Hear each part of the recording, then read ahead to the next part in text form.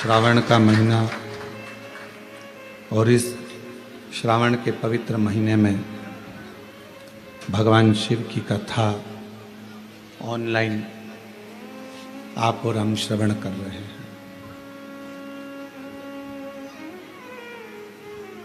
भगवान देवाधिदेव महादेव की करुणा, कथा के श्री महाकाल भक्त मंडल कोरबा आयोजक श्री दुर्गेश शर्मा जी, राजन तारक जी, शैलेश शुक्ला जी, अमृतलाल गुप्ता जी, शत्रुघ्न जी, सतीश पांडे जी, सुरेश गुप्ता जी, संजय गुप्ता जी, नितिन जायसवाल जी, राखी तारक जी, संतोषी गोस्वामी जी एवं मुख्य यजमान श्री भरत अग्रवाल जी, श्री ओम प्रकाश साहू जी,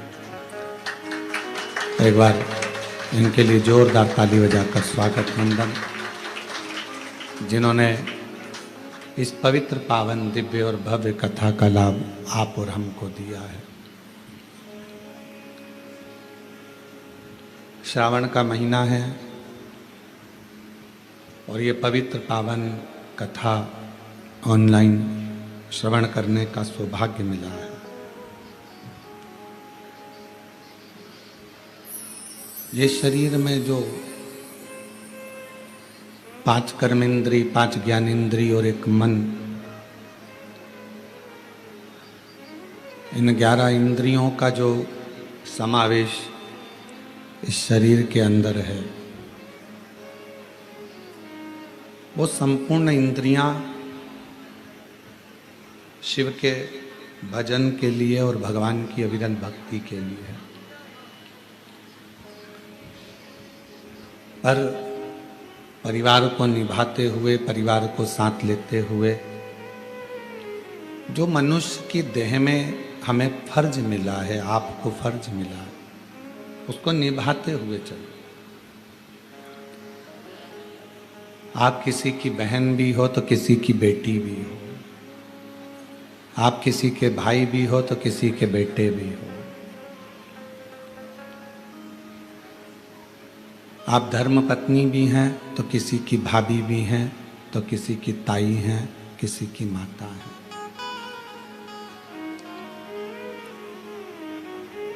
उसी तरह आप किसी के भैया भी हैं तो आप किसी के ताऊ भी हैं, तो आप किसी के चाचा भी हैं, काका भी हैं और किसी के पिता भी हैं।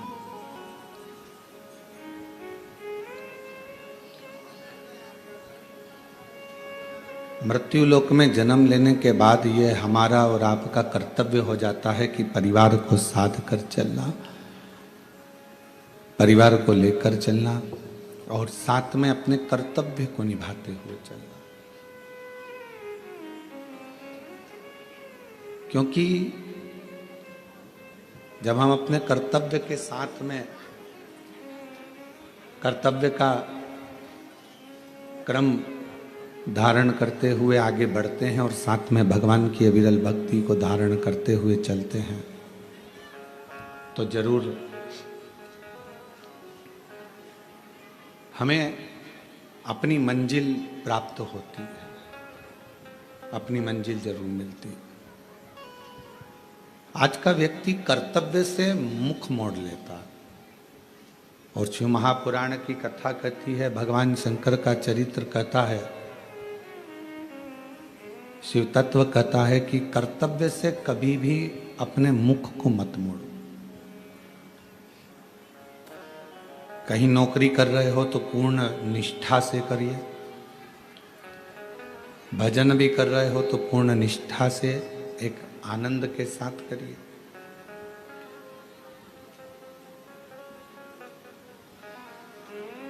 किसी का भला कर रहे हो तो वो भी पूर्ण निष्ठा से करिए। बेटी बेटा जब पढ़ाई करते हैं, शिक्षा अध्ययन करते हैं, पढ़ने के लिए स्कूल जाते हैं, विद्या अध्ययन करते हैं, तो हम उनसे हमेशा कहते हैं कि अपनी शिक्षा को अपना लक्ष्य मानो। कोई नौकरी आप पाना चाहते हैं, कोई सर्विस आप पाना चाहते हैं, तो उसको अपना लक्ष्य बना लो।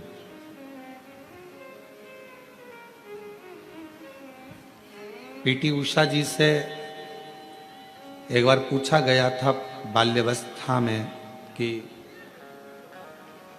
किसी मीडिया वाले ने या पत्रकार बंधु ने या सोशल मीडिया पर पूछा कि आप इतने सारे एक साथ में दौड़ते हैं, आप अपनी रेस में आगे आ जाते हैं कैसे? तो कहा, मैं जिस रेस में दौड़ने के लिए खड़ी होती हूँ, सामने जो रस्सी बंधी होती है जिसको मुझे छूना है, उसको मैं अपना लक्ष्य बना लेती हूँ। फिर पीटी उषा जी कहती हैं, उस लक्ष्य को पाने के लिए मैं दौड़ पड़ती हूँ। आज व्यक्ति ना जाने कितने कितने लक्ष्य लेकर चल रहा है। एक दुकान अगर उसने मोबाइल की लगाई है और वो दुकान नहीं चली तो उसने कपड़े की खोल ली। कपड़े की दुकान नहीं चली तो उसने कॉस्मेटिक सामान की दुकान खोल ली। कॉस्मेटिक की दुकान नहीं चली तो फिर उसने कोई पार्लर खोल लिया। अपने लक्ष्य को पकड़कर वो व्यक्ति नहीं रखा। अगर वो व्यक्ति एक लक्ष्य बना लेता कि मुझे इसी दुकान से लाभ उठाना है, तो मेरा देव अधिदेव महादेव उसके ऊपर कृपा करना प्रारंभ कर देता और करुणा जरूर करता। हमारा और आपका लक्ष्य एक होना चाहिए। हम लक्ष्य से दूर हट जाते हैं। थोड़ा समय हम सोचते हैं कि ऐसा कर लें, थोड़े समय वैसा कर लें। आप में से भी कई शिव भक्त जो ऑनलाइन कथा श्रवण कर रहे हैं, कई भक्त जो कथा को श्रवण कर रहे हैं, आप और हम में भी कई लोग ऐसे बैठे हैं या टीवी के सामने कथा सुनने बैठे हुए हैं या मोबाइल पर सुन रहे हैं कि थोड़े समय तो हम शिव जी का भजन कर लेते हैं, थोड़े समय हम देवी जी का भजन कर लेते हैं, थोड़े समय हम अन्य देवता का भजन कर लेते हैं, और जब हमारे देवताओं से कार्य नहीं होता तो हम दूसरे धर्म के दूसरे देवताओं के पास चले जाते हैं। क्यों जाना?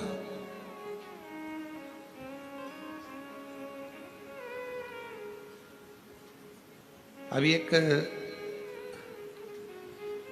न्यूज आ रही थी, उस न्यूज में बताया कि किसी ने एआई से, जो एआई का जमाना चल रहा है, उस एआई से किसी ने पूछा कि मान लो आप अगर मनुष्य होते, इंसान होते, तो आप कौन सा धर्म अपनाते?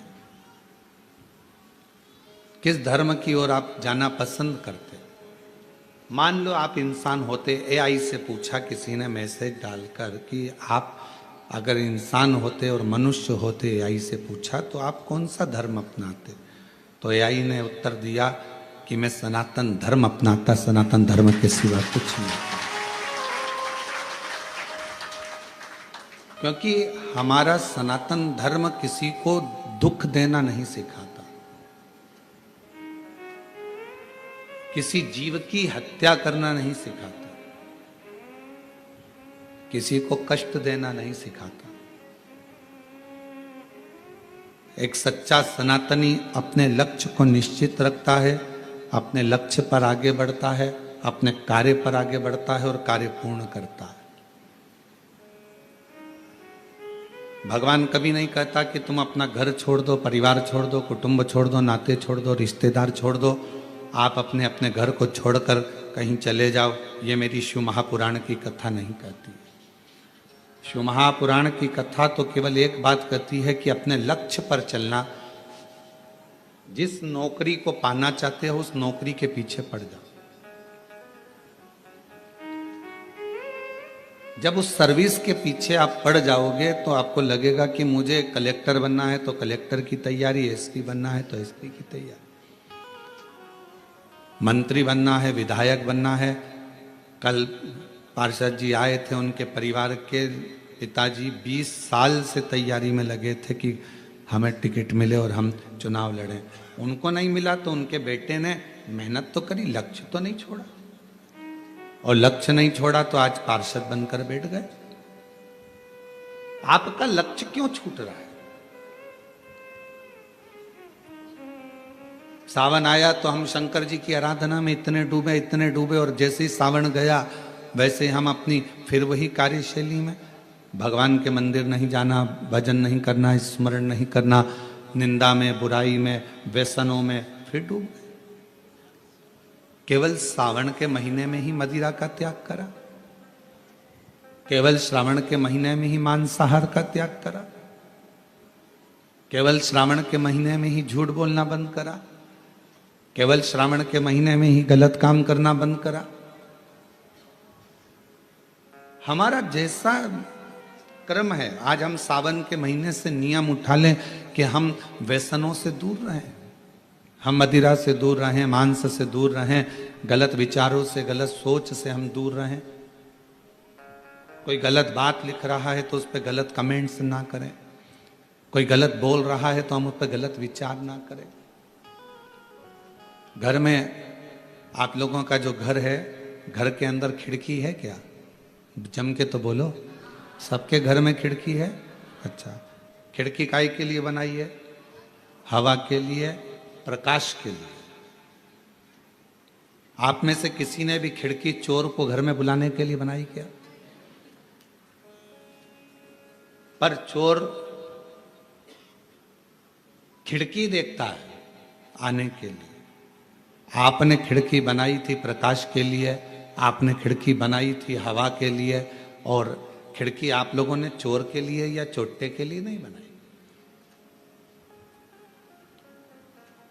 पर चोर उसी खिड़की में से प्रवेश कर रहा है। दरवाजा मजबूत होता है, खिड़की हल्की होती है, तो उसको तोड़ने में उसको देरी नहीं लगती, उसमें से प्रवेश कर जाता है खिड़की में से। अब आपने खिड़की बनाई प्रकाश के लिए, आपने खिड़की बनाई हवा के लिए, और चोर प्रवेश कर रहा है उसी खिड़की में से। चोर के लिए वो खिड़की थोड़ी ना बनाई गई है, चोट्टे के लिए ऐसी खिड़की का निर्माण थोड़ी ना करा गया, ये तो प्रकाश के लिए करा, हवा के लिए करा। उसी तरह भगवान ने ये कान काय के लिए दिया, ये खिड़की काय के लिए बनाई? भगवान ने खिड़की बनाई कि भगवत भजन करना, अच्छी बातें सुनना, अच्छा काम करना, ज्ञान का प्रकाश लेना, अच्छी हवा लेना। पर आप कई लोग इस खिड़की का इतना दुरुपयोग करते हैं कि दिन भर चुगली, गाली, अपशब्द, निंदा सुनने में लगे रहते हैं। मतलब चोट्टे को अंदर प्रवेश करने दे रहे हैं, चोर अंदर जा रहा है, चोर अंदर प्रवेश कर रहा है। ये खिड़की परमात्मा ने जो बनाई है, हमारे नेत्र रूपी खिड़की बनाई कि इस झरोके में से झांकना, भगवान के दर्शन करना, परिवार को देखना, कुटुंब को देखना, व्यापार को देखना, सब देखो। तुम्हारा नेत्र केवल, और हम कह भी देंगे कि भगवान के सिवाय कुछ मत देखो, तो आप लोग ऐसा तो मानने वाले नहीं है।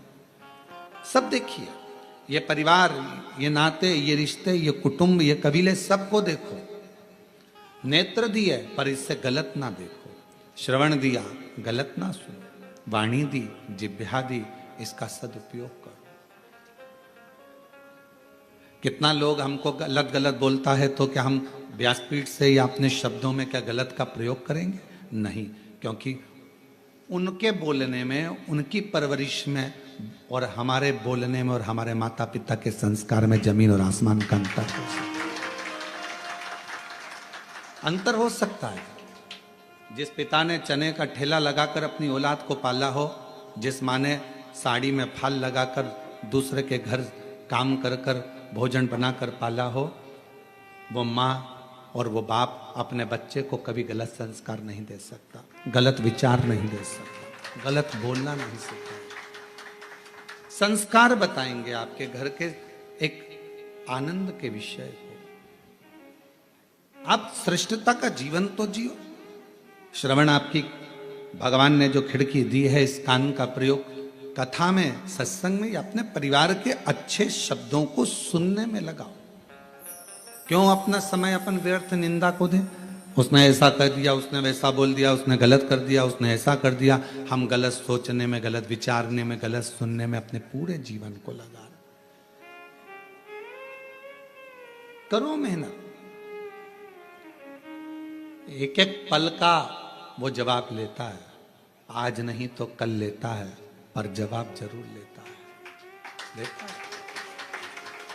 एक एक पल का जवाब लेगा, एक एक हिसाब लेगा, ईमानदारी से बोलना, तुम अपने बेटे को 100 रुपए देकर बाजार भेजती हो, जा कोरबा में चले जा, बाजार से एक सर्फ की थैली लेकर आना, 10 रुपए का एक साबुन लाना, 20 रुपए की सर्फ की थैली लेकर आना, जा बाजार और सुन 10 रुपए का एक बिस्कुट का पैकेट ले आना। बेटा गया 100 रुपए लेकर मार्केट में घूमा, सामान लेकर आया, आने के बाद आपने उससे हिसाब लिया कि नहीं लिया? बोलो तो जम के, लिया ना हिसाब? कितने का लाया बेटा? सर्फ कितने का आया बेटा? साबुन कितने का आया? ये बिस्कुट का 2 पैकेट क्यों लेकर आ गया? मम्मी 5-5 रुपए के थे इसलिए लेकर आ गया। तो तुमने अपने बेटे से, तो औलाद तुम्हारी है, बेटा तुम्हारा है, सारी जायदाद उसकी है, फिर भी तुमने अपने बेटे से 100 रुपए का हिसाब लिया, तो वो भी तो तुम्हें पृथ्वी पर भेजा है, तो 100 साल का हिसाब लेगा कि नहीं लेगा?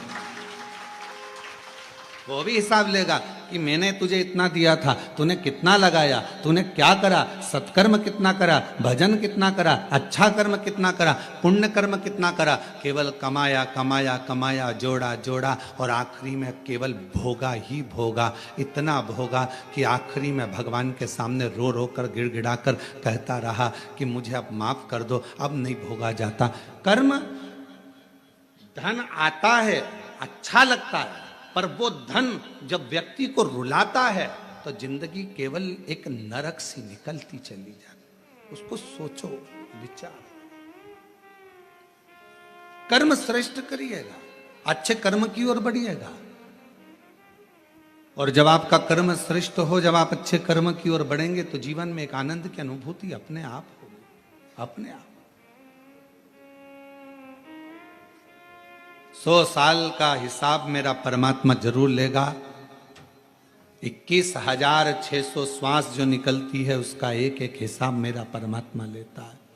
3.5 करोड़ रोम छिद्र ये मनुष्य के शरीर में है, वो रोम छिद्र का हिसाब भी लेगा, क्योंकि रोम मिलते काहे के लिए?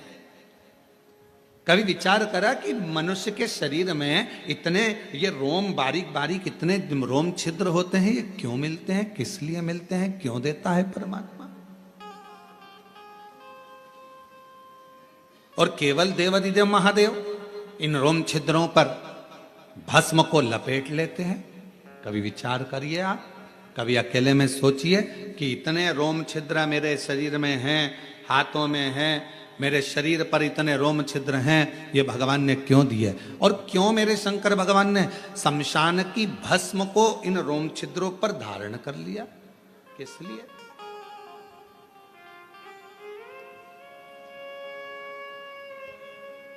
क्यों दिया परमात्मा ने? और ये बात स्वयं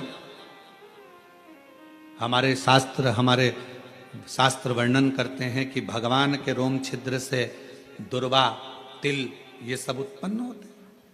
तो हमारे रोम छिद्र परमात्मा ने इतने क्यों दिए? और क्यों भगवान ने शमशान की भस्म को अपने तन पर धारण करा? तो शिव महापुराण में वायव्य संहिता के अंतर्गत वर्णन आता है कि भगवान शंकर से पूछा, देवताओं ने निवेदन करा, स्वयं पूछा गया तुमरुका जी ने कि ये रोम छिद्र किस लिए हैं? तो कहा एक एक रोम छिद्र 3.5 करोड़ रोम छिद्र मनुष्य के शरीर में केवल भगवान की भक्ति करने के लिए। मान लो आपके मुख से, मान लो आपके मुख से, आपके श्रवण से, आपके देखने से, आपके बोलने से, अगर मान लो कभी जिंदगी में मान लो कि तुम्हारे मुख से, श्रवण से, देखने से कोई अच्छा कर्म नहीं हो पाया, और मान लो आप कभी किसी तीर्थ से निकल कर जा रहे थे और उस तीर्थ में भी अगर आपके शरीर का एक रोमा भी गिर गया तो वो तीर्थ में गिरने पर भी वो रोम छिद्र पे पड़ा हुआ रोमा भी आपकी जिंदगी को संवार देता है। 3.5 करोड़ रोम छिद्र भगवत भजन के लिए है। 3.5 करोड़ रोम छिद्र का ये शरीर भगवान की अविरल भक्ति के लिए है। कर्म करो, मेहनत करो, परिश्रम करो, परिवार को संभालो, नाते रिश्तों को संभालो, कुटुंब कबीले में रहो, सब कुछ करो। और ऐसा नहीं है कि तुम कमाओगे तो तुमको झूठ नहीं बोलना पड़ेगा, झूठ भी बोलना पड़ेगा तुम्हें।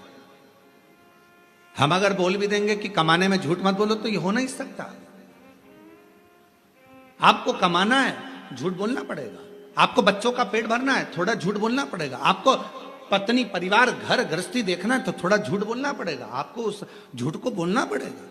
हम कह भी देंगे कि मत बोलो तो आप ऐसा नहीं है कि नहीं मानेंगे।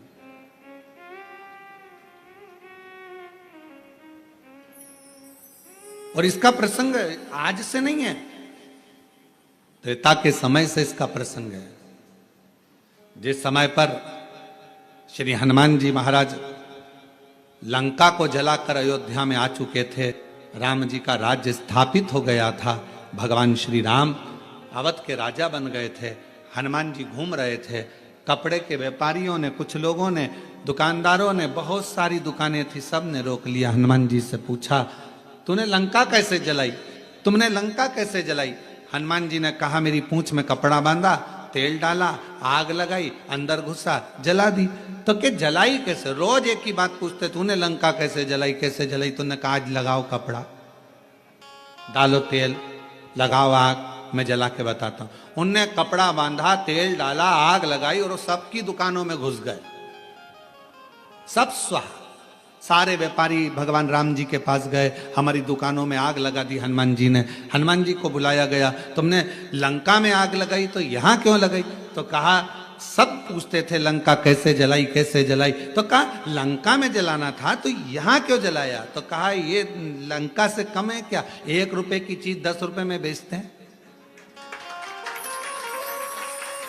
ये भी तो लंका है, लगा दिया। विचार करिएगा जरा। तो जहां हमारा शास्त्र करा है, अगर हम कहें आपसे कि आप झूठ ना बोलिएगा तो ऐसा हो नहीं सकता। परिवार को पालना है, बच्चों को बढ़ाना है, एजुकेशन कराना है, परिवार में सुख लेना है, आप लोग झूठ बोलेंगे? कमाने के लिए बोलना पड़ेगा, पर मना नहीं। इन झूठ में एक झूठ और शामिल करो, फिर जिंदगी में कितने ही झूठ बोल लिया आपने, वो पवित्र झूठ हो जाएंगे। इन झूठ में एक झूठ और शामिल कर लो। वो कौन सा झूठ? अगर कोई गाय माता कसाई के घर में कटने के लिए जा रही है, वहां खड़े होकर बोल दो, ये गाय मेरी है। वो झूठ आपके सारे झूठ को कल्याण कर।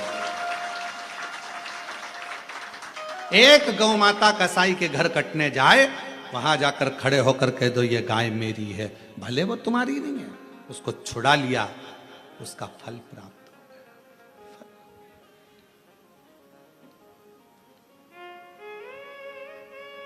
सारे झूठों पर वो झूठ आपकी पवित्रता का धारण करा देगा। पवित्रता।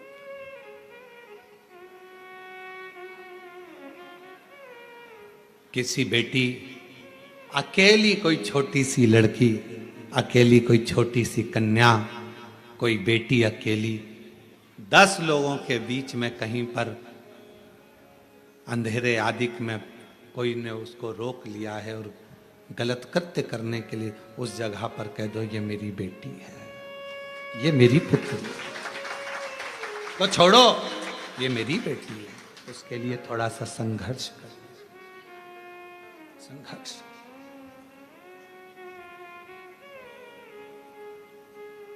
वो एक लाइन पहले लोग गुनगुनाते थे, कभी प्यासे को पानी पिलाया नहीं, बाद अमृत पिलाने से क्या खाया। कभी गिरते हुए को उठाया नहीं, बाद आंसू बहाने से क्या खाया। कोई कष्ट में है, तकलीफ में है, उसका स्मरण, उसका साथ अवश्य।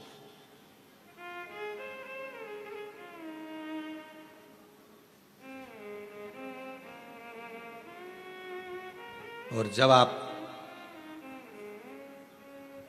किसी का बुरा करने में कभी शामिल ना हो, बुराई में, निंदा में, चुगली में, अपशब्द में कभी आप उसमें शामिल ना हो, कभी शामिल।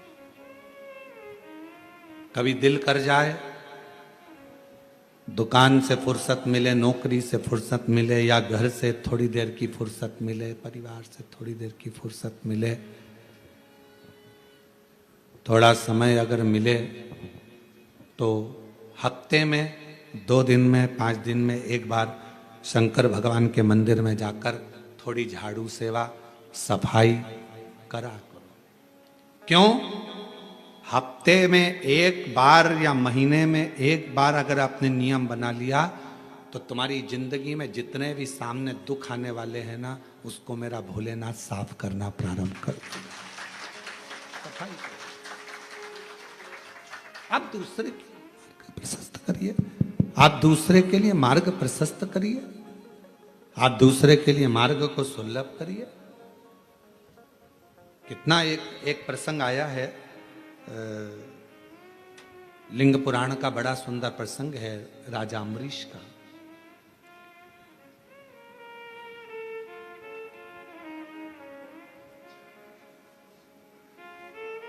एक राजा अम्बरीश हुए, बड़े अच्छे थे, धर्मात्मा थे, पुण्यात्मा थे, भक्ति में डूबने वाले थे, भजन में डूबने वाले थे, स्मरण करने वाले थे। उनकी एक लड़की थी जिसका नाम था श्रीमती। क्या नाम है? श्रीमती। हमारे यहां पूरे भारत की भूमि पर यह शब्द श्रीमती शब्द आया भी राजा अम्बरीश की बेटी से ही है।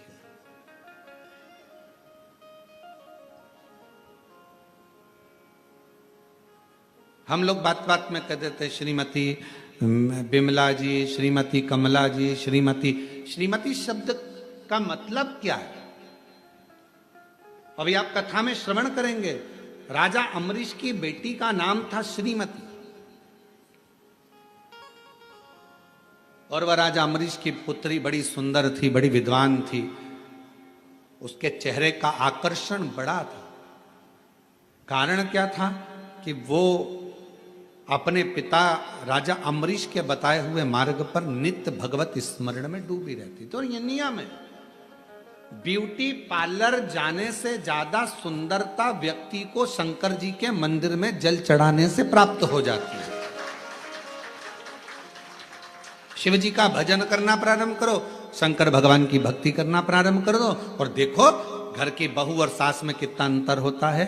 घर की बहू को त्योहार पर मालूम पड़े तुम्हारे यहाँ कोई पर्व है, और कोई पर्व पर, कोई त्योहार पर, दिवाली है, कोई अच्छा त्योहार आया है, कोई संक्रांति आई है, कोई रक्षाबंधन आया है, कोई उत्सव आया है, तो बहू तैयार होगी। करवा चौथ आ गई या कोई फंक्शन आ गया तो बहू तैयार हो रही है और सास तैयार हो रही है। तो बहू कहती मम्मी तुम तैयार नहीं हो रही, तो माँ सास कह देती तू तैयार हो ले, मैं तो 2 मिनट में तैयार हो जाऊंगी। और सास और बहू में यह अंतर देखिए, बहू तैयार होने गई, आधा घंटा लग गया, पौन घंटा लग गया, 1 घंटा लग गया, और सास तुरंत फिर आई, बहू मम्मी तुम तैयार नहीं हो रही, बस मैं तो 2 मिनट में हो जाऊंगी, तू तैयार हो जा। और बहू को तैयार होने में 1 घंटा 1.5 घंटा लग गया। सास तुरंत साड़ी बदली, ऊंचे ऊंचाए बाल पे कंगा कर लिया, बक्कल लगा लिया, थोड़ा सा जो भी लगाना करना था लगा के, बिंदी लगा के, और सास जैसे ही पूजन के सामने, पूजन की थाली के पास में आई, बहू का आधा कलेजा जल गया। ये तो मुझसे भी ज्यादा सुंदर दिख रही है, ये तो मुझसे भी ज्यादा सुंदर दिख रही है। उसका कारण क्या है? ये चमक, ये दमक, फुल वन में महक, सब कुछ सरकार तुम ही से है। सास भगवान की भक्ति इतनी करती है, भजन इतना करती है, स्मरण इतना करती है कि उसको पार्लर जाने की जरूरत नहीं पड़ती, उसकी नेचुरल सुंदरता उसके सामने प्रकट हो जाती है। शिव के प्रकाश से वो प्रकाशित हो जाती है, भगवान के प्रकाश से वो प्रकाशित हो रही। कोई बेटी है, कोई माता है, कोई भाई है, कोई नवयुवक बेटे हैं। नवयुवक बेटों को सभी कहूंगा मैं, लड़कों से बेटी, तुम नवयुवक बेटे देखिए, उन बेटों को देखना जो कभी मंदिर नहीं जाते, और उन बेटों को देखना जो गले में रुद्राक्ष की माला धारण करते हैं, मस्तक पर तिलक लगा लेते हैं, और भगवान का हाथ में कलेवा या रुद्राक्ष की माला धारण कर लेते हैं, और भगवान की भक्ति में जो रमे रहते हैं, उनका चेहरे का तेज आपको बता देगा कि ये कोई सनातनी पुत्र है। चेहरे का तेज बताएगा कि इसमें सनातन भाव कितना। भगवत भजन का स्मरण, भले कुछ भी हो, वो भगवान का नाम लेता नहीं लेता, पर तन पर रुद्राक्ष तो पहना। शिव महापुराण के वायव्य संहिता के अंतर्गत उमाखंड के अंतर्गत, शिव महापुराण के कौमार्य खंड के अंतर्गत सब में एक बात मिलती है, अगर मनुष्य भगवान का भजन भी ना करता हो, मंदिर तक भी ना जाता हो, स्मरण भी ना करता हो, शिव नाम मुख से निकलता भी नहीं हो, तो भी उसके शरीर पर अगर रुद्राक्ष पड़ा है तो समझ लेना उस पर शंकर की दृष्टि पड़ी, शिव की दृष्टि, क्योंकि उसका रुद्राक्ष पड़ा है। अगर कोई मनुष्य भगवत नाम ना लेता हो, मंदिर भी ना जाता हो, भजन भी ना करता हो, और अगर मस्तक पर त्रिपुंड धारण करता है या रुद्राक्ष धारण करता है, तो वो शिव का ही पुत्र कहलाता है। ये शिव महापुराण की कथा का, ये भगवान शंकर का चरित्र कथा। अब जरा विचार करिए, कोई कोई कहते हैं अरे बताओ, कई लोग माताओं से कह देते हैं बताओ इसको देखो जरा, हाथ में रुद्राक्ष की माला पहन ली, रुद्राक्ष गले में पहन लिया, सिर पे तिलक लगा लिया, अपने आप को सावित्री समझ रही है, और मालूम पड़े मन में तो भगवान बिल्कुल भी नहीं है। कई लोग दिन भर व्हाट्सएप पर कमेंट्स भी करते हैं एक दूसरे को, बताओ इसको देखो, ये भगवान का। छोटे से बच्चा कंधे पर कावड़ लेकर जा रहा है तो लोग कमेंट्स कर देते, और कमेंट्स करने वाले कोई दूसरे नहीं होते, अपने ही होते हैं। छोटा सा बच्चा कावड़ लेकर चला तो लोग कह देंगे बताओ ये बनेगा क्या, ये ऐसा करेगा क्या, ये वैसा करेगा क्या। अरे उस बच्चे को धन्यवाद दो, तुम्हारी औलाद से अच्छा है, कम से कम सनातन धर्म की ध्वजा को तो आगे लेकर चल रहा है। जिनका बाप दिन भर बैठकर मोबाइल पर कमेंट्स करता है, गलत गलत विचार लिखता है, तो उसकी औलाद भी ऐसी ही पैदा होती है। कम से कम एक सनातनी कंधे पर कावड़ लेकर, एक सनातनी कंधे पर कावड़ धारण कर कर, एक छोटा सा बच्चा कंधे पर कावड़ धारण कर कर चल तो रहा है, और दुनिया के लोग उसको कह रहे ये कोई डॉक्टर बनेगा, ये इंजीनियर बनेगा। अरे भारत की भूमि का गौरव रहा है, अंतरिक्ष पर पहुंचने वाला भी एक सनातनी अपने मस्तक पर तिलक धारण कर कर जाता है। ये भारत का गौरव रहा है, और लोग कहते हैं क्या ये बनेंगे। महाराज शिव शिव है, शंकर शंकर है।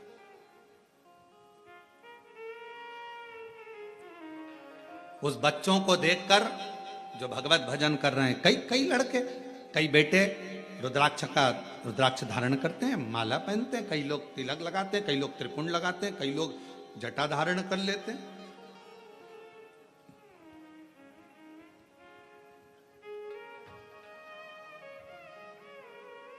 आजकल बड़ा अभी बीच में बाजार में जटाएं भी मिलने लगी है, लोग सिर में जटा धारण करते हैं, तो लोग उस पर भी बताओ इसने जटा धारण कर ली।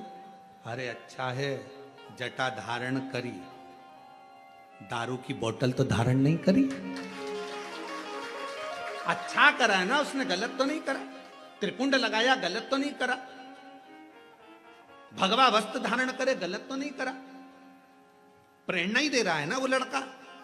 अगर कोई बेटी अपने भगवा वस्त्र धारण करती है, मस्तक पर तिलक लगा लेती है, चंदन धारण कर ली, तो उसने गलत क्या करा?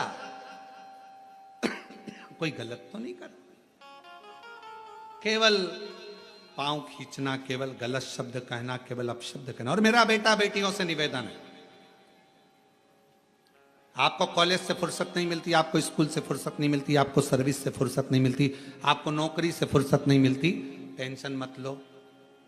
आप अगर मस्तक पर चंदन, तिलक, भस्म कुछ भी धारण करते हो, और अपने गले में अगर रुद्राक्ष धारण करते हो, आप मंदिर नहीं भी गए, शिव नाम नहीं भी लिया, तो भी मेरे शंकर के बेटे ही कहलाओगे, बेटी ही कहलाओगे। पुत्र और पुत्री ही कहलाओगे, आप शिव के बेटे ही कहलाओगे, शिव की दृष्टि रहेगी।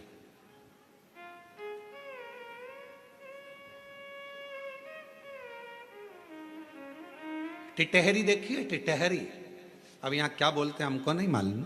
एक पक्षी होता है टिटहरी, उस अपने बच्चे को अंडे को दे देता है जमीन में, अंडा देकर फिर ऊपर ही घूमता रहता है और आवाज करता है टिटहरी। जैसे ही तुम्हारी गाड़ी गई ना, वैसे उसने आवाज करना प्रारंभ करा। जैसे कोई निकल कर गया ना, टिटहरी आवाज करना प्रारंभ करती है। वो टिटहरी पक्षी बच्चे को जन्म देती है, पृथ्वी पर उड़ती है, ऊपर ध्यान रखती है। मछली अपने बच्चे को जन्म देती है, अंडे के पास मछली कभी नहीं जाती, केवल अपनी दृष्टि से देखती रहती है। और अंडा पक जाता है, बच्चा पैदा हो जाता है। टिटहरी अपने शब्द से बच्चे को पैदा कर देती है, जन्म दे देती है। उस बच्चे को, अंडे को, बच्चे को पोषित करती है केवल देखकर,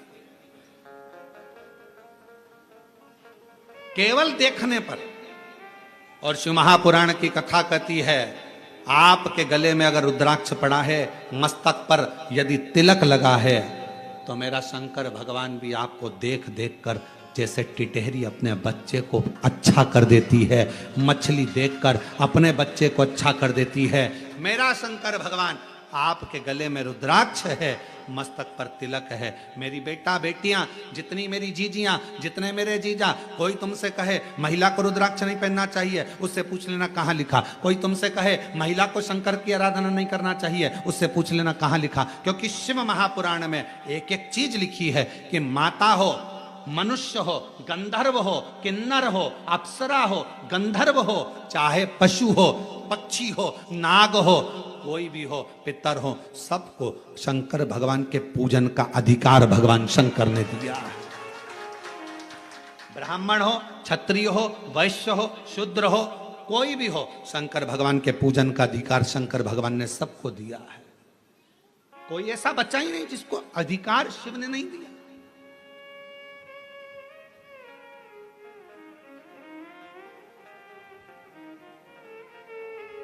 शिव पूजन का अधिकार सबको है, शंकर की भक्ति करने। इसीलिए 23 जुलाई को जो भगवान शंकर का ऑनलाइन पूजन होगा, शाम को 7 बजे से 8 बजे तक, सबको अधिकार है, सब अपनी पूजन करें, सब भगवत भजन करें, सब भगवत नाम में डूबें।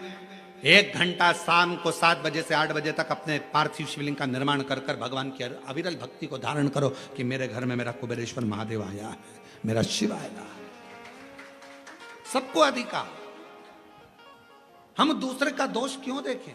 हम दूसरे के भावों को क्यों, गलत विचारों को क्यों? राजा अम्बरीश की बेटी थी श्रीमती, जो अपने पिता के बतलाए मार्ग पर चलती थी, पिता के अनुकूल रहती थी। कभी पिताजी ने यह नहीं कहा कि तुझे भजन करना पड़ेगा, कभी पिताजी ने यह नहीं कहा कि तुझे कीर्तन करना पड़ेगा। 2 तरह की बाथरूम होती है, जो बाथरूम बनती है जिसमें अपन लोग स्नान करते हैं, 2 तरह की होती है। वॉशरूम 2 तरह का होता है। एक वॉशरूम में नहाते से ही पानी पूरा की पूरा नाली में चला जाता है, और दूसरी वॉशरूम ऐसी रहती है, उसमें नहाने के बाद पानी भरा जाता है। भराने के बाद उसको वाइपर से निकालो, झाड़ू से निकालो, झाड़ो, तब जाकर झाड़ झाड़ झाड़ झाड़, तब जाकर वो पाइप में जाता है, तब जाकर वो पानी बाहर निकलता। बोलो सही है कि गलत है? एक वॉशरूम बनी जिसमें नहाते से ही पानी गटर में चले गया, नाली में चले गया, पाइप में चले गया। और दूसरी वॉशरूम जिसमें से पाइप में, और ऐसा नहीं कईयों के घर में होगी, रोज नहाने के बाद झाड़ू से निकालना पड़ता है, पानी को निकालना पड़ता है। अब 2 तरह की वॉशरूम बनी है, एक का पानी अपने आप जा रहा है और एक का पानी झाड़ू से झाड़ कर ले जाना पड़ रहा है। उसी तरह 2 तरह के मनुष्य होते हैं। एक जन्म लेने के बाद उसका मन भगवान की भक्ति में लग जाता है, और दूसरा मनुष्य ऐसा होता है जिसको झाड़ झाड़ कर ले जाना, चलो तो कथा में, चलो तो मंदिर, चलो तो भजन में, चलो तो, झाड़ झाड़ कर ले जाना पड़ता है। पर कितना भी ले जाओ, थोड़ा देर झाड़ोगे, फिर वो पानी वहीं की वहीं बाथरूम में फिर अड़ गया, फिर फंस गया, फिर निकालो झाड़ू से। ऐसे 2 तरह के लोग हैं। एक का मन सीधे कथा सुनी और मन लग गया, पशुपति व्रत करूंगी मम्मी। एक का मन लग गया, मैं मंदिर जाना चालू करूंगा, मुझे मंदिर जाना है, मन लग गया, शिव जी का श्रृंगार करूंगा। एक का मन अपने आप लग जाता है और दूसरे का मन लगाना पड़ता है, चल चल चल चल। समझ लेना, बाथरूम का पाइप गड़बड़ नहीं है, पाइप तो अच्छा है, पर ढाल ठीक नहीं है। ये जब पैदा हुआ ना, इसका ढाल ठीक नहीं है, ये ढाल गड़बड़ हो गया, संस्कार नहीं मिल पाए श्रेष्ठ, इसका ढाल ठीक जा नहीं।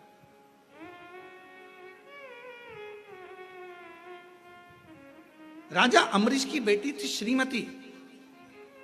कोई ने नहीं कहा कि तू भजन करना, कोई ने नहीं कहा कि तू कीर्तन करना, कोई नहीं बोला कि तू भगवत नाम लेना, फिर भी श्रीमती भगवान की भक्ति में डूबी रहती थी, क्योंकि पिता के संस्कार थे उसके अंदर। पिता जैसा कहते, पिता के संस्कार उसके अंदर थे।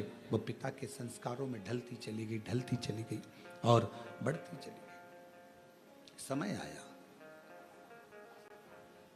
एक बार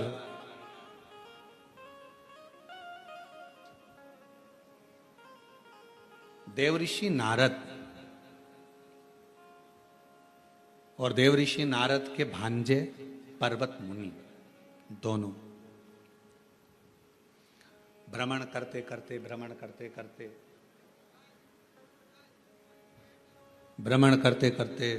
राजा अम्बरीश के यहां पहुंच गए। और राजा अम्बरीश के यहां पहुंचे, राजा अम्बरीश के घर पर जब पहुंचे, बैठे,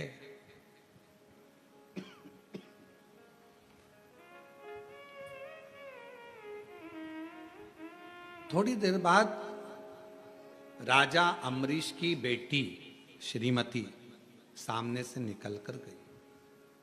बड़ी सुंदर थी, बड़ी अलौकिक छटा थी उसकी। अभी आपको कहा कि ये स्पीकर नहीं चल रहे रे, ये दोनों, बड़ी अलौकिक छटा थी उसकी। अभी आपको कहा कि भजन का जो बल होता है, भजन का जो क्रम होता है, भजन का जो स्मरण होता है, वो अपने आप में सुंदरता देता चले जाता है, अपने आप। और फिर वही बात है, ये चमक ये दमक फुलवन में महक सब कुछ सरकार तो वही से, ये उसकी चमक से हम चमक रहे हैं, उसकी चमक से।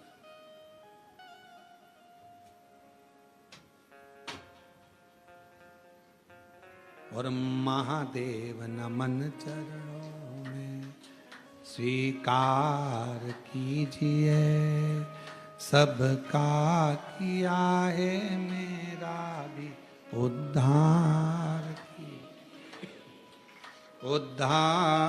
कीजिए।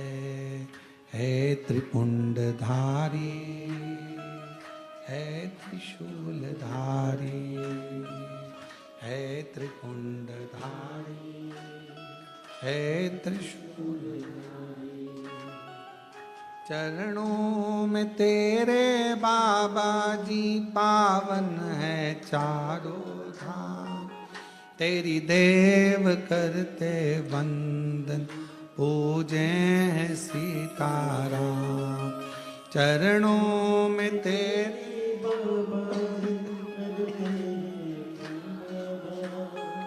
तेरी देव करते वंदना पूजे हैं सीताराम।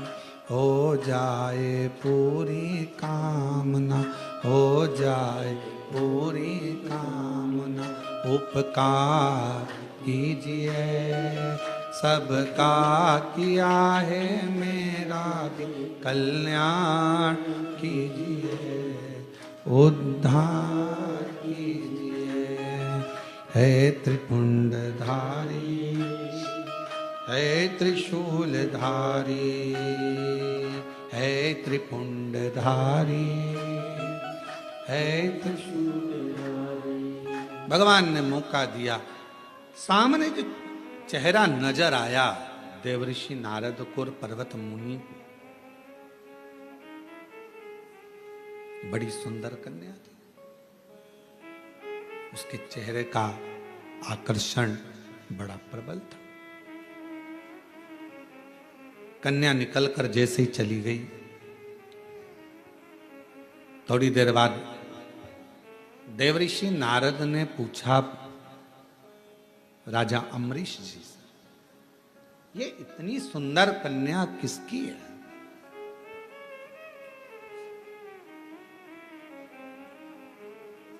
इतनी सुंदर कन्या ये है किसकी? कहा, महाराज ये मेरी पुत्री है, मेरी बेटी है। मेरी पुत्री, ये मेरी बेटी है, मेरी पुत्री है। ठीक है।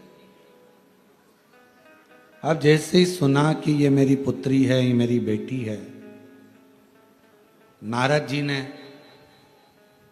पर्वत मुनि ने, दोनों ने सुन लिया कि ये राजा अम्बरीश की बेटी है, राजा अम्बरीश की पुत्री है, सुन लिया।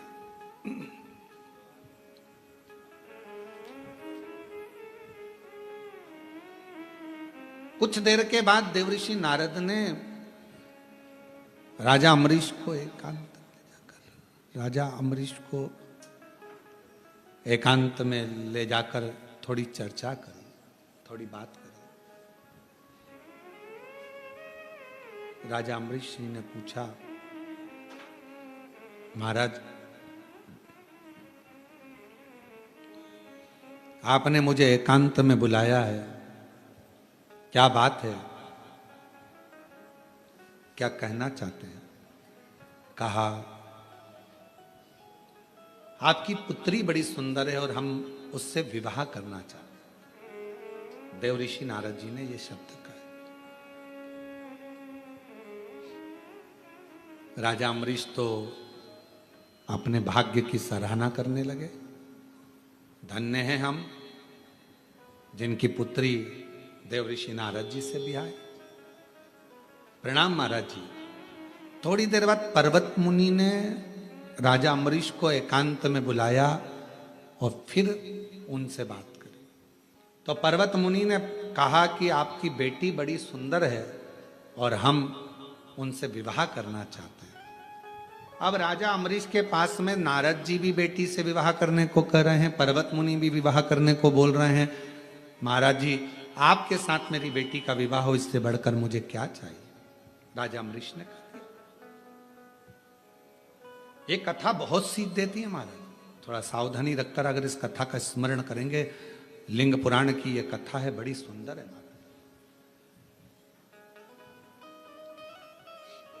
लिंग पुराण का यह पवित्र चरित्र है और लिंग पुराण के अध्याय नंबर 5 में पृष्ठ संख्या 586 में आप इसको पढ़ सकते हैं।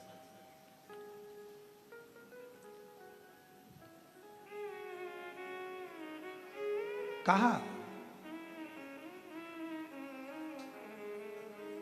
राजा अम्बरीश ने भगवान देवऋषि नारद और भगवान पर्वत मुनि दोनों को बिठाकर हाथ जोड़कर कहा, बेटी एक है, आप दोनों ही विवाह करना चाहते हो। महाराज एक काम करता हूं, कल आप सुबह आना, सभा में बैठना, मैं स्वयंवर रखूंगा। मेरी बेटी तुम दोनों में से किसी के भी गले में माला पहनाएगी, उसी के साथ बेटी का विवाह कर। अब दो ऑप्शंस थे ना उनके पास में, तो और दोनों मुनि है, एक देवऋषि नारद है तो दूसरा पर्वत मुनि है। दोनों तपस्वी हैं, दोनों साधक हैं, दोनों उपासक हैं। तुम दोनों सुबह आना, स्वयंवर रखूंगा बेटी का। बड़ा सुंदर स्वयंवर रखा, पूरा नगर सजवाया गया, बंदरवार बंधवाए गए। आज बेटी का विवाह होने जा रहा है। बेटी जिसके गले में जयमाला देगी उसी से शादी कर दी जाए। जैसे ही कल होने वाला था, एक दिन पहले ही देवऋषि नारद भगवान विष्णु जी के पास में पहुंच गए और भगवान नारायण के पास में जैसे ही गए, भगवान नारायण से जाकर विनय करा। भगवान नारायण ने देखा देवऋषि नारद आए, प्रणाम किया, आओ साहब बैठो। नारद जी कहने लगे, मैं बैठने नहीं आया हूं, बस मेरा कल्याण कर दो।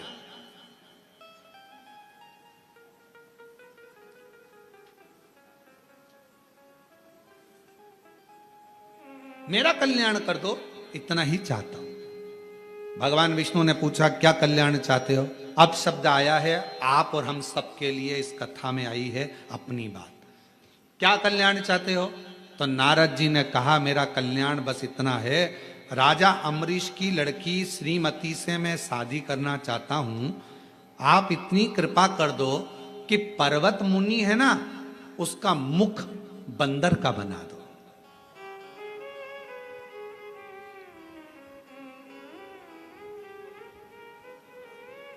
और श्रावण के महीने की ऑनलाइन चल रही शिव महापुराण की कथा में आज की कथा को बहुत सावधानी से लेना। देवऋषि नारद भगवान विष्णु जी के सामने खड़े हैं। चाहते तो ये कहते कि राजा अम्बरीश की बेटी मेरे गले में जयमाला पिनाए, ऐसी कृपा कर दो और मेरी शादी राजा अम्बरीश की बेटी श्रीमती से करा दो। पर मांग क्या रहे? मैं राजा अम्बरीश की बेटी से शादी करना चाहता हूं, श्रीमती से, बड़ी सुंदर है।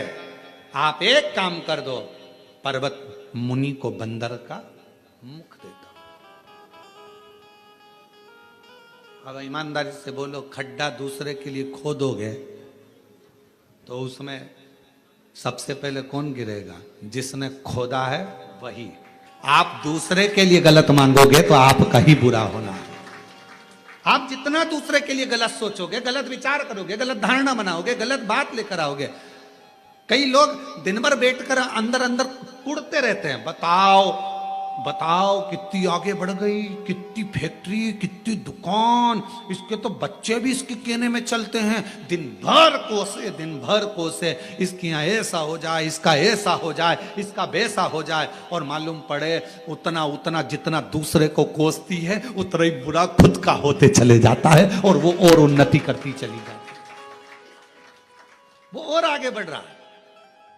जिसके लिए तुम गलत सोच रहे हो, जिसके लिए तुम गलत विचार कर रहे हो, वो और आगे बढ़ते चले जा रहा है, और आगे चलते चली जा रही है, उसका और भला होते चले जा रहा है। तुम जितना जितना कोसोगे व्यक्ति उतना। अब यहाँ लिंग पुराण का ये चरित्र कह रहा है, देवऋषि नारद का राजा अम्बरीश का चरित्र कह रहा है। भगवान विष्णु के सामने खड़े थे, नारायण के सामने खड़े थे, चाहते तो दुनिया का सारा ठाट मांग सकते थे।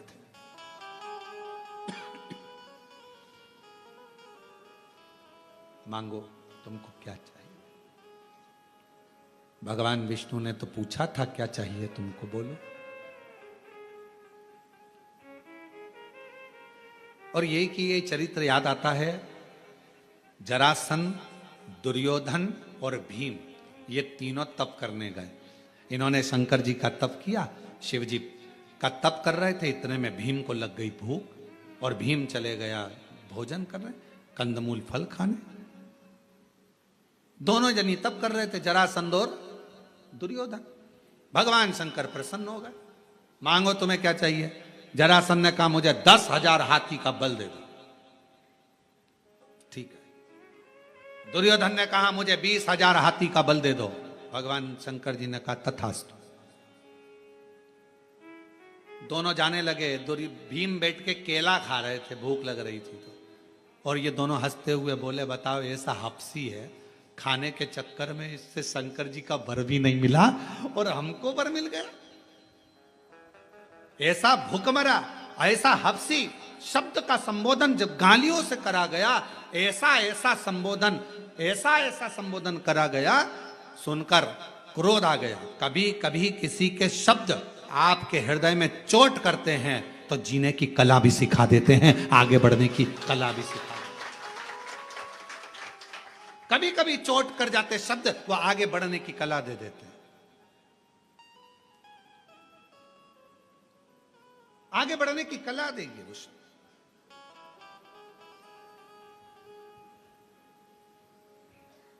भीम गए, तप करने बैठ गए। अब की बार भीम ने सोचा मैं शंकर जी का तप ही नहीं करूंगा, मैं पार्वती जी का करूंगा।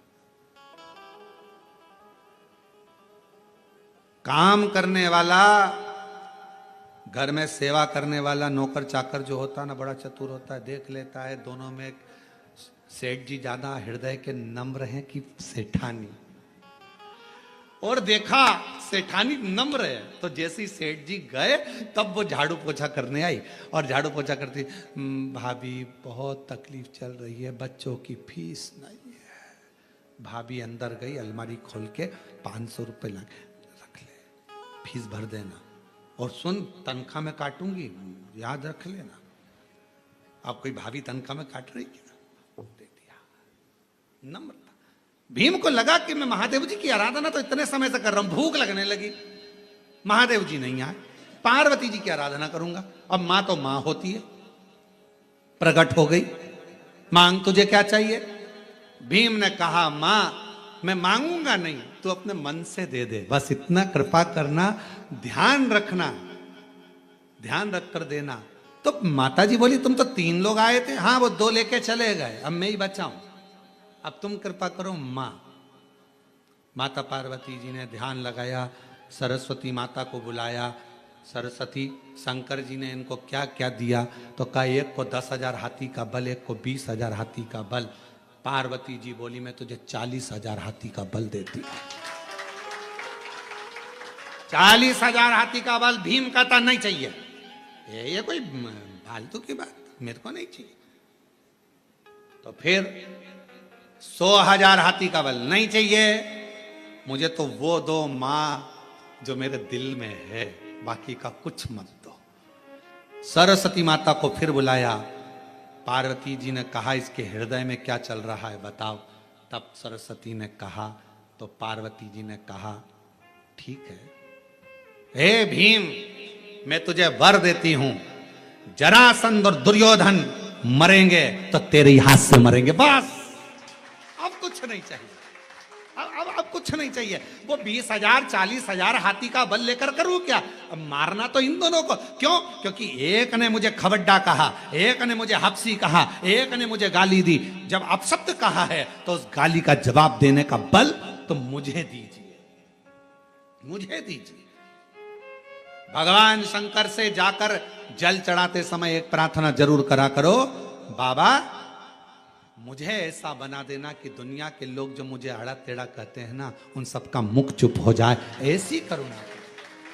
जो लोग मुझे आड़ा टेढ़ा कहते हैं, अपशब्द कहते हैं, गाली देते हैं, ताना देते हैं, कहते हैं ये जिंदगी में कुछ नहीं कर सकता, ये कुछ नहीं कर सकता, ये तो केवल एक लोटा लेकर बस योर वाले महाराज के कहने पर मंदिर मंदिर जाता फिर रही, मंदिर मंदिर जाती फिर रही, उसका जवाब मेरा बाप देगा, मेरा देवादिदेव महादेव देगा। मुझे इस लायक बनाना कि इन सबके मुख चुप हो जाए, इन सबके मुख चुप हो जाए।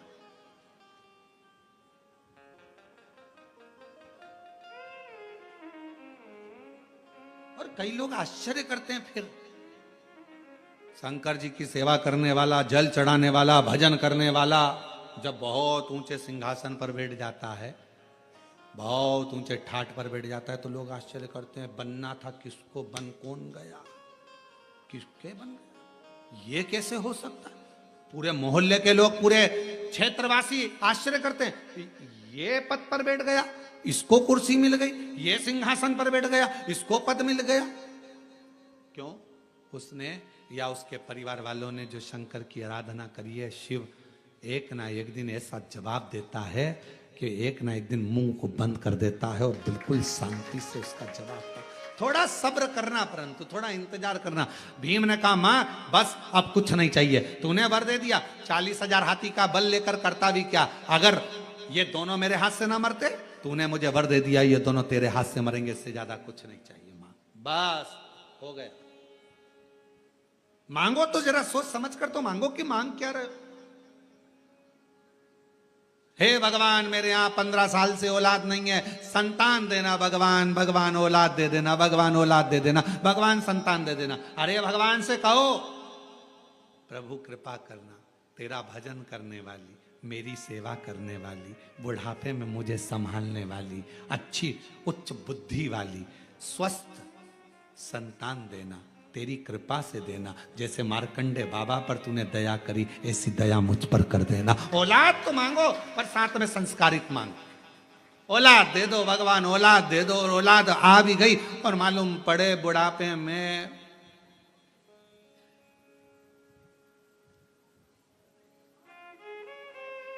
स्टेटस लगा रही है औलाद, my wife is my life. तो का मतलब कि ऐसी औलाद, औलाद को स्टेटस लगाना चाहिए, my mother is my life. उसको स्टेटस लगाना चाहिए कि मेरी मां मेरी लाइफ है, और वो स्टेटस लगा रहा मोबाइल पर, माय वाइफ माय लाइफ, मेरी पत्नी मेरी लाइफ है, और मां पिता। तो भगवान से प्रार्थना करना, औलाद देना, संस्कारित देना, संस्कारवान देना, ज्ञानवान देना, विद्वान देना, तेरी सेवा करने वाली, बुढ़ापे में मेरी सेवा करने वाली औलाद देना। मालूम पड़े बेटा है न्यूलैंड में, बेटी है न्यूयॉर्क, ब्राइट बच्चों के लिए हुआ बुढ़ापा डार्क। काका क्या करोगे, क्या करोगे, ये दौलत कहां धरोगे, बुढ़ापा बेकार हो गया। बेटा कहां है, तो कहां है, न्यूजीलैंड में। बेटी कहां है, न्यूयॉर्क में। अच्छा एक बेटा वहां, बेटी वहां, तुम कहां हो, बिलासपुर में। बिलासपुर में, हाँ क्या कर रहे हो, फ्लैट में है। अच्छा फिर तुम बीमार पड़ते हो तो तुमको डॉक्टर के पास कौन लेकर, पड़ोस के बेचारे बच्चे बहुत अच्छे हैं रे, हमको डॉक्टर के पास ले जाते हैं। अच्छा हाँ, सब्जी भाजी कौन ला कर दे, पड़ोस में जो बेटा है ना बेचारा खूब सेवा करता है। तो हमने भी कह दिया एक काम करना, फिर ये फ्लैट 15 एकड़ जमीन गाड़ी सब पड़ोस के बेटे को दे। नहीं,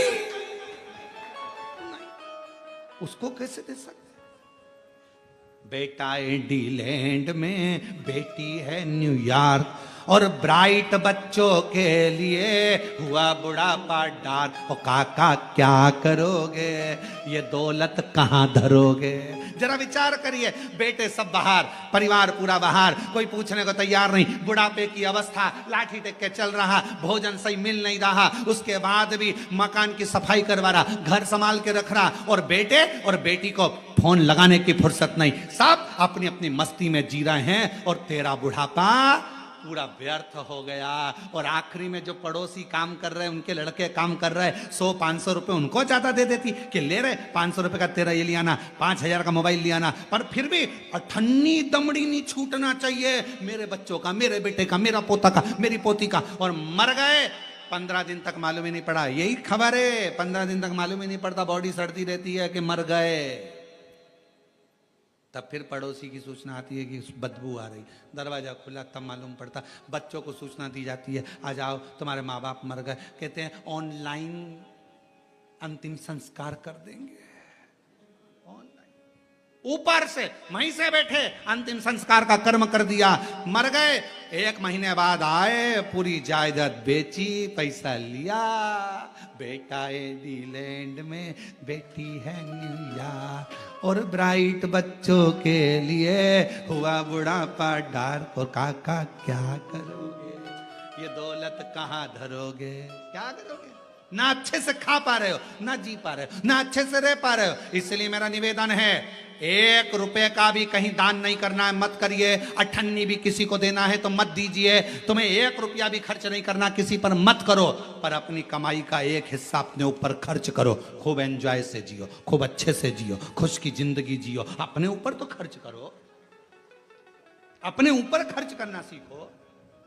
बेटा रख रहा है कटे हुए सेवफल का मोबाइल, और तू इतना सा कीपैड लेके बेचारा, और बाद में बेटे देख तो बटन नहीं दब रही, बेटे को शर्म भी नहीं आए कि पापा दूसरा दिला देता हूं।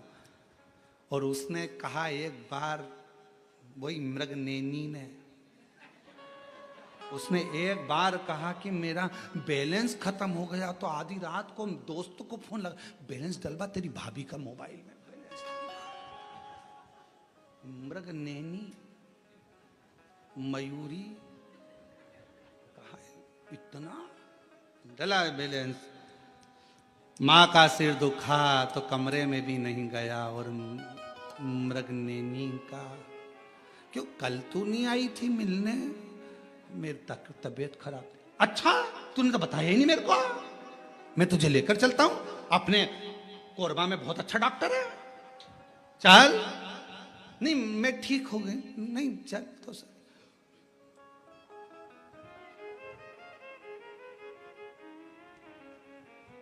चुल्लू भर पानी, अच्छा कोई ने कहा कि चुल्लू भर पानी में डूब मरो, ये कहावत गलत है। हमने कहा बिल्कुल सही है। जो व्यक्ति कभी भगवत भजन से नहीं जुड़ता, वो एक कीड़े की तरह होता है, कीड़ा चुल्लू भर पानी में डूब मरता है। मैं गलत क्या है जाने। देव ऋषि नारद ने गलती कर दी, वो गलती आप ना करिएगा। भगवान के पास जाना तो कहना औलाद संस्कारित देना, भगवान से मांगना मकान, भगवान मेरा किराए के मकान में रहती हूँ, मेरा घर बनवा दे, मेरा घर बनवा दे। भगवान से मकान मांगना तो कहना मकान मत देना, घर देना। घर का मतलब है जिसमें परिवार के सदस्य रहें, प्रेम रहे, आनंद में रहे। मकान में तो कान लगे होते हैं, केवल निंदा चलती है, अपशब्द चलता है। फ्लैट मत देना, उसकी तनख्वाह जमा कर करके मैं खुद लेट जाती हूँ, क्या करूं ऐसे फ्लैट का। बंगला मत देना, बगल वाले को नहीं मालूम पड़ता पास में कौन रहता है, क्या करूं बंगले का। मुझे मकान नहीं, मुझे घर देना जिसमें मेरा परिवार, मेरे माता पिता, मेरे घर की बहू बेटा, कुटुंब सब अच्छे से रहे, सब में प्रेम बढ़े, सब आनंद में रहें। उस घर के अंदर धन भले 1 रुपया आए, पर वो 1 रुपया भी 1 लाख के बराबर हो, सबकी पूर्ति। ऐसा घर दीजिए। हम मांग क्या रहे हैं? यहाँ देवऋषि नारद के सामने भगवान विष्णु थे और भगवान विष्णु ने कहा था, मांगो नारद तुम्हें क्या चाहिए। चाहते तो नारद जी कह सकते थे कि मुझे राजा अम्बरीश की बेटी से शादी करना है, आप वर दो कि मुझे राजा अम्बरीश की बेटी से मेरी शादी हो जाए। पर मांगा क्या देवऋषि नारद ने?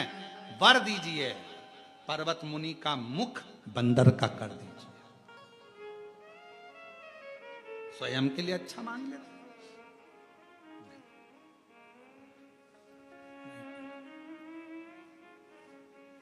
अब नारद जी चले गए, भगवान ने कह दिया तथास्तु, ठीक है। थोड़ी देर बाद इनके जाने के बाद पर्वत मुनि आ गए। पर्वत मुनि आए तो प्रणाम किया। भगवान नारायण ने कहा, प्रणाम है, क्या चाहिए, क्यों आना हुआ? महाराज, राजा अम्बरीश की बेटी बड़ी सुंदर है, उससे विवाह करना चाहता, बस एक निवेदन लेकर आए। क्या? नारद जी का मुंह लंगूर का कर दो। नारद जी का मुंह लंगूर का कर दो, बस ये निवेदन लेकर आया। भगवान विष्णु ने कहा तथास्तु, तथास्तु। पर भगवान नारायण ने कहा कि देखो, मैं सब कर तो दूंगा, पर तुम ये किसी से बोलना नहीं। ठीक है, नहीं बोलूंगा, चलो। अब पर्वत मुनि को लगा कि मैं श्रीमती से विवाह करूंगा तो नारद जी का मुंह लंगूर का रहेगा। नारद जी को लगा कि मैं पहुंचूंगा तो पर्वत मुनि का मुंह बंदर का रहेगा। और दोनों जाकर बड़े प्रेम से स्वयंवर में बैठ गए। स्वयंवर चालू हुआ। श्रीमती माला लेकर आई।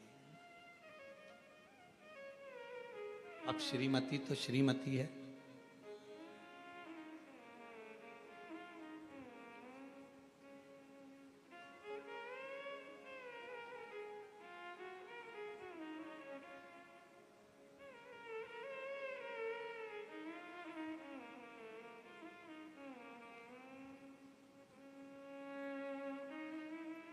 दो चीजें हमेशा अच्छी होना चाहिए, श्रेष्ठ हो। एक मनुष्य की मति और दूसरी घर में श्रीमती। मति ठीक होगी तो घर स्वर्ग है, और श्रीमती ठीक होगी तो घर स्वर्ग है। ये दोनों ठीक होना चाहिए। क्रोध करने वाले, अपशब्द कहने वाली, दिन भर क्लेश करने वाली नहीं। बुद्धि भी मति भी हमेशा क्रोध क्रोध क्रोध क्रोध। जरा सा किसी ने कहा आग बबूला हो गए, किसी ने कुछ कहा जवाब देने में आग बबूला हो गए, थोड़ी थोड़ी देर में गुस्सा आ गया। जरा सी बात में किसी ने कुछ बोला, चिड़चिड़ चिड़चिड़ चिड़चिड़ चिड़चिड़ चिड़चिड़ चिड़चिड़, क्रोध क्रोध क्रोध। अरे कोई अच्छे से पूछ रहा है, उसका जवाब अच्छे से दीजिए। क्रोध, चिड़चिड़पन कैसे आया, क्यों आया, किस लिए आ रहा, विचार कर। जो गुस्से में कहा यदि वही प्रेम से कहा होता तो शायद पूरी दुनिया का नजारा ही बदल गया होता। प्रेम वश बोल, पर कोई कुछ बोला नहीं, गुस्सा आया। किस बात के लिए गुस्सा आ रहा है भाई, किस लिए, क्यों, किसलिए? श्रेष्ठ मति, बुद्धि भगवान से कहना अच्छी रखना, भगवान इस मति को मत बिगड़ने देना, क्योंकि ये मति ही हमें बर्बाद कर देती है। ये मति मत बिगड़ने देना, मेरी बुद्धि मत बिगड़ने देना, मेरी बुद्धि को श्रेष्ठ रखना। कहे सुंदर श्रीमती जी का सुंदर स्वयंवर प्रारंभ हुआ। स्वयंवर चल रहा था। देव ऋषि नारद बैठे थे, पर्वत मुनि बैठे थे, दोनों बैठे हैं और श्रीमती माला लेकर आ रही है। खूब सुंदर है, भगवान की परम भक्त है, राजा अम्बरीश की बेटी है, भगवत भजन में इतनी डूबने वाली है कि वो भगवत की भक्ति में रमती है। इसलिए भगवान भी उसका कल्याण करने का भाव उत्पन्न कर लिया। कल्याण कर, माला लेकर चली, देवऋषि नारद के सामने पहुंची तो देखा तो देवऋषि नारद का मुख लंगूर का है। पर्वत मुनि के सामने पहुंची तो उसका मुख बंदर का है। चीख कर अंदर की ओर भाग गई। पिता ने पूछा राजा अम्बरीश ने, पिता रोने लगे, मेरी बेटी की किस्मत में विवाह नहीं लिखा, ना जाने मेरी बेटी को क्या हो गया। क्यों?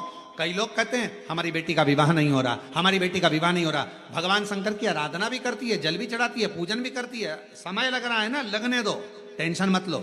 भगवान ने उसके लिए कुछ अच्छा सोच के रखा होगा, उसकी किस्मत में कुछ बुरा लिखा होगा तो भगवान उसको काट रहा है, थोड़ा समय लगेगा, अच्छा करेगा। थोड़ा समय लग सकता है, लगने दो। अरे प्रभु, हमने इतने दिन से काम कर रहे हैं, हम इतने दिन से पशुपति व्रत कर रहे हैं, हम इतने दिन से शिव जी का जल चढ़ा रहे हैं, हम इतने दिन से कथा सुन रहे हैं, हमने 4 पंडाल, 3 पंडाल, 2 पंडाल, 1 पंडाल बैठकर कथा सुन ली, भगवान हमारी नहीं सुन रहा। सुनेगा, थोड़ा समय लगेगा। जब तक पूरी फाइल पढ़ नहीं देगा तब तक वो दुख मिटाएगा नहीं, और दुख एक बार मिटा दिया तो दूसरी बार दुख आएगा नहीं, ये निश्चित। थोड़ा समय लगेगा, लगने दो, होगा। हम तो बाबा के भरोसे डमरू वाले के भरोसे चलते, काशी वाले के भरोसे चलते, सीहोर वाले के भरोसे चलते, हम तो बाबा के भरोसे चलते, हम तो बाबा के भरोसे चलते, हम तो उसके आश्रित हो। समय लगेगा, हो सकता है दुख भारी है, लगने तो समय, कोई बात नहीं, होगा होगा। हमारा काम है एक लोटा जल चढ़ाना, हमारा काम है शिव के मंदिर की सफाई करना, हमारा काम है शिव महापुराण की कथा को श्रवण करना। अगर हम दिल से सुनते रहेंगे, कभी तो कृपा करेगा, कभी तो करुणा करेगा। एक रस्सी पत्थर पर बार बार चलती है तो पत्थर पर निशान दे देती है। जिसके घर में रोज शिव महापुराण की कथा चलती है, एक ना एक दिन वो कल्याण कर ही दे। आप रोज प्रतिदिन शिव महापुराण की कथा 1 बजे से 4 बजे तक श्रावण के महीने में ऑनलाइन श्रवण कर रहे हैं। ये कथा आज विराम हो जाएगी, फिर 21 तारीख से 25 तारीख तक 1 बजे से 4 बजे तक बाबा के कुबेर भंडारी के धाम से ऑनलाइन चालू हो जाएगी।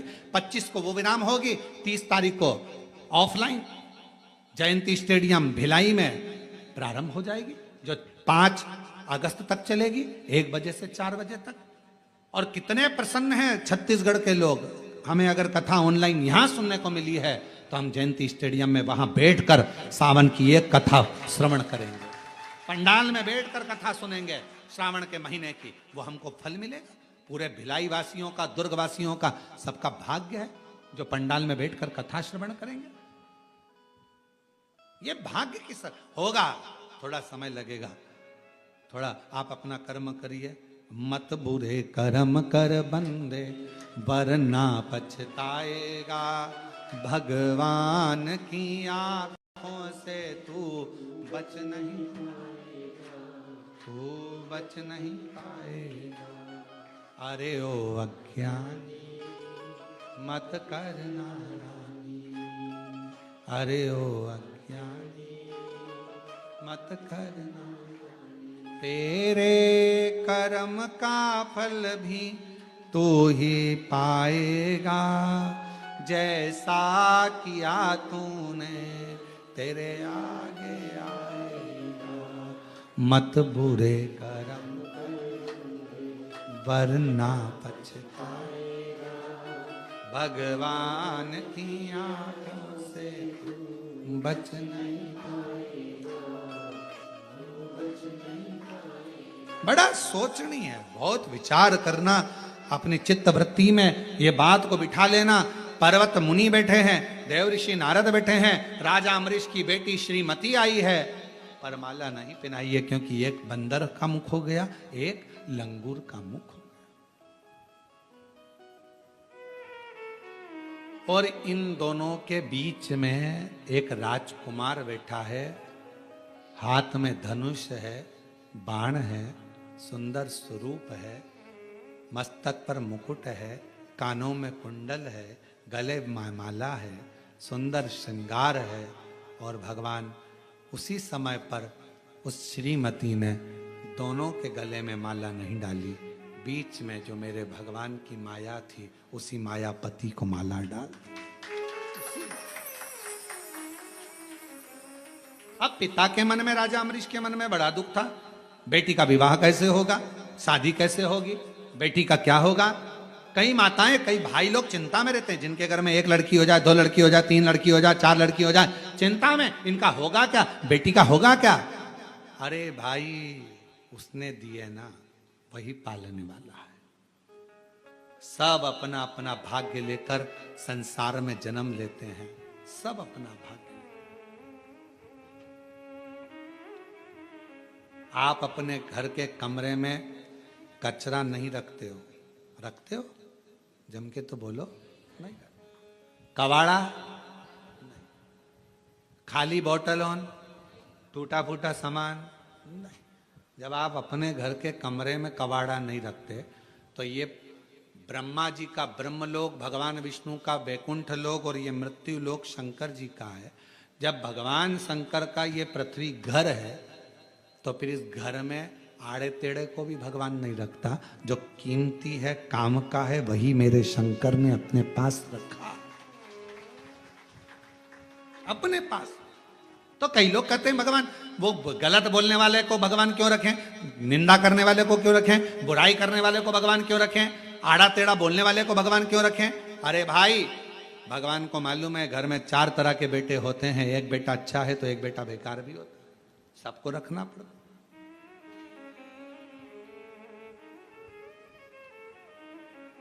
एक संत के दरवाजे पर रात्रि के समय पर पानी आ रहा था तो एक चोर संत के कुटिया में चले गया। चोर संत से, संत ने पूछा, कौन है रे भाई, कौन है।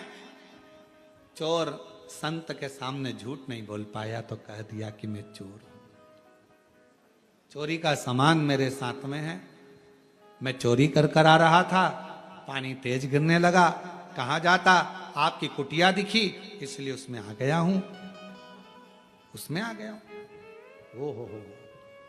संत ने कहा कि चोर होकर मेरी कुटिया में बैठा है, संत की कुटिया में, बाहर निकल, निकल जा बाहर। बरसते पानी में उसको बाहर निकाल दिया।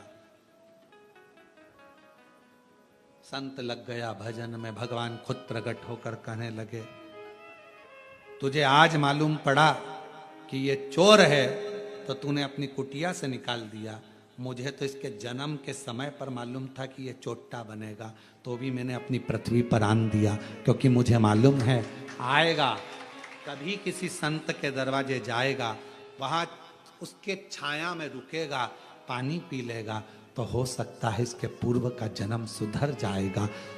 कई चोर को, अपशब्द बोलने वालों को, गाली देने वालों को, आड़ा टेढ़ा कहने वाले को भगवान क्यों रखता है कि ये किसी के लिए गलत बोलेगा, कोई भगवान के भक्त के लिए गलत बोलेगा, किसी साधु के लिए गलत बोलेगा, तपस्वी के लिए गलत बोलेगा, किसी मंदिर के लिए गलत बोलेगा, सनातन धर्म के लिए गलत बोलेगा, आड़ा टेढ़ा बोलेगा।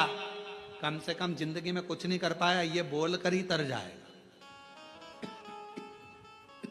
बोलने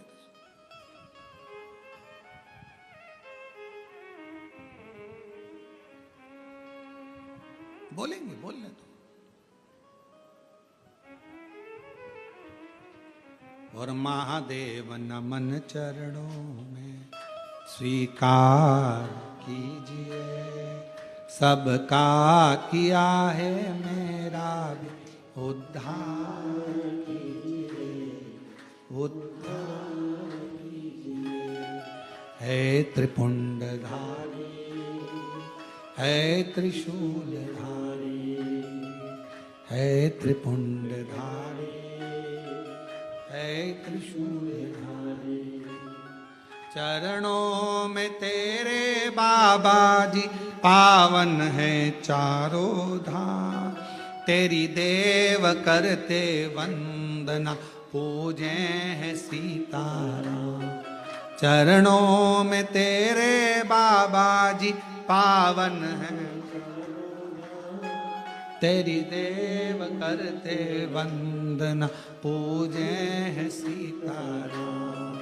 हो जाए पूरी कामना, हो जाए पूरी कामना, उपकार कीजिए सबका किया है मेरा भी उद्धार कीजिए, उद्धार कीजिए। है त्रिपुंडधारी, है त्रिशूलधारी, है त्रिपुंडधारी, है त्रिशूलधारी। श्रीमती ने गले में माला पहना दी। श्रीमती का संबोधन होता है भगवान नारायण की लक्ष्मी। अगर किसी नारी के आगे श्रीमती का संबोधन लगा हो, श्रीमती विमला, श्रीमती कमला, श्रीमती ये, श्रीमती वो, ये हमारे यहां लक्ष्मी का प्रतिबिंब है, सौभाग्य का प्रतिबिंब है।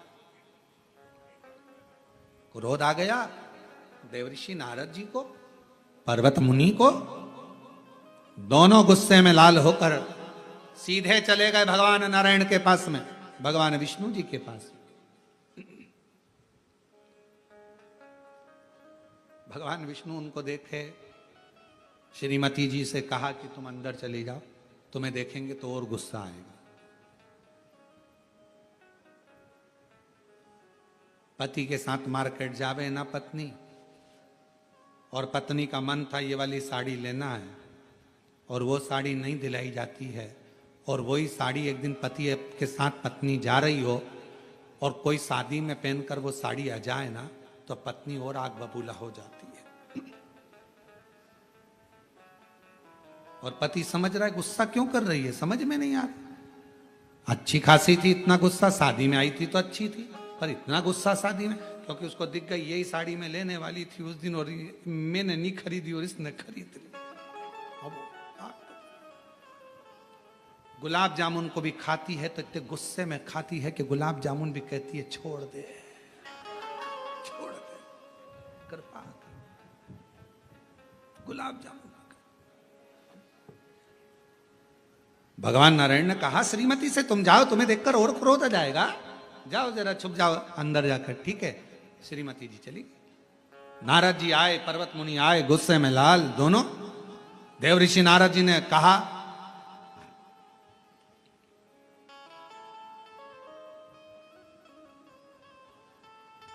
मैं राजा अम्बरीश की बेटी से शादी करना चाहता था,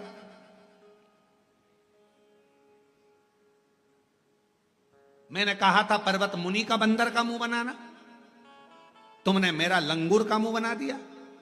भगवान बोले मैंने कुछ नहीं करा, मैंने कुछ भी नहीं करा, तुमने जो मांगा था मैंने तुमको दिया। पर्वत मुनि कहने लगे मैं राजा अम्बरीश की लड़की शादी करने वाला था, तुमने मेरा बंदर का मुंह बना दिया। भगवान बोले मैंने कुछ भी नहीं करा, तुमने जो मांगा तुम्हें दिया, इसने जो मांगा इसे दिया। क्या मांगा? नारद जी ने मांगा था कि तुम्हारा मुख बंदर का हो जाए, तुमने मांगा था कि नारद जी का मुंह लंगूर का हो जाए। अब इसमें गलती किसकी है? देव ऋषि नारद खड़े होकर आंखों से नीर बहाने लगे, पर्वत मुनि भी आंखों से नीर बहाने लगे। हमारी गलती है, हमने अपने लिए नहीं मांगा, दूसरे का बुरा करना मांगा।